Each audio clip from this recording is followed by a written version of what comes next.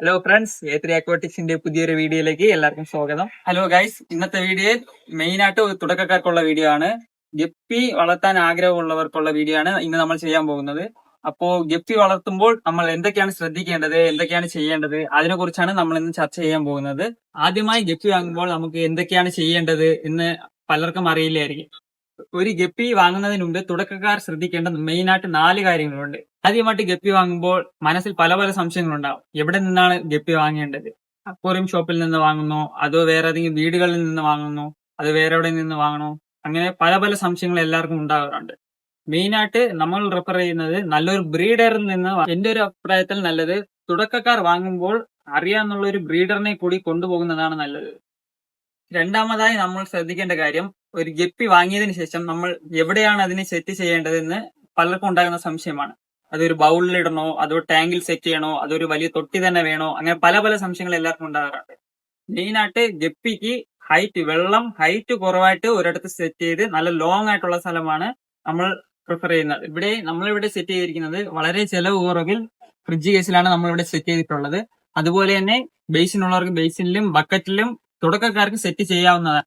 എപ്പോഴായാലും നമ്മൾ ഒരു ഗപ്പി ഒരു ടാങ്കിലേക്ക് സെറ്റ് ചെയ്യുന്നത് മുമ്പേ കുറഞ്ഞത് ഒരു 2-3 ദിവസത്തിന് മുമ്പെങ്കിലും അതിലുള്ള വെള്ളം നമ്മൾ പിടിച്ചു വെക്കണം. മൂന്നാമതായി ഉള്ള കാര്യമാണ് ഫുഡ്. നമുക്ക് ഏത് തരം ഫുഡാണ് നമുക്ക് കൊടുക്കേണ്ടത് ഉള്ള സംശയമാണ് നമുക്ക് മൂന്നാമത് വരുന്നത്. അത് കുറഞ്ഞ പെല്ലറ്റ് കൊടുക്കണോ, അതോ കൂടിയ ഫുഡ് തന്നെ കൊടുക്കണോ, അങ്ങനെ പലവിധമായ ഡൗട്ടുകൾ നമുക്ക് തോന്നാറുണ്ട്. നമ്മളിവിടെ കൊടുക്കുന്ന ഫുഡ് ഇതേപോലത്തെ ഗപ്പി ഫുഡാണ്. ഇത് വളരെ വിലക്കുറവിൽ നമുക്ക് ഏതൊരു അക്വേറിയം ഷോപ്പിൽ പോയാലും കിട്ടുന്നതാണ്. നമ്മൾ കൊടുക്കുന്ന വേറൊരു ഫുഡാണ് പ്രിൻസ്. അത് അതിന്റെ ഫിഷിന്റെ ക്വാളിറ്റി കൂട്ടാനും നമുക്ക് സഹായിക്കുന്നതോടെ ഇത് കൊടുക്കുന്നതിലൂടെ നമുക്ക് നല്ല ഡിഫറൻസ് കാണുന്നുണ്ട്.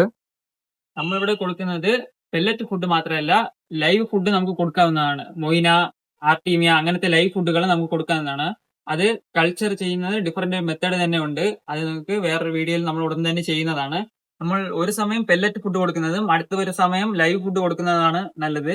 ഡെയിലി നമ്മൾ 2 നേരം ഫുഡ് കൊടുക്കുന്നതാണ് അതിന്റെ ഗ്രോത്തിന് നല്ലത്. നമ്മളിവിടെ നോർമലാ 3 നേരവും കൊടുക്കാറുണ്ട്, 2 നേരം കൊടുക്കാറുണ്ട്. മെയിൻ ആയിട്ട് നമ്മൾ ഡെയിലി ഫോളോ ചെയ്യുന്ന റൊട്ടീൻ 2 നേരമാണ് കൊടുക്കുക.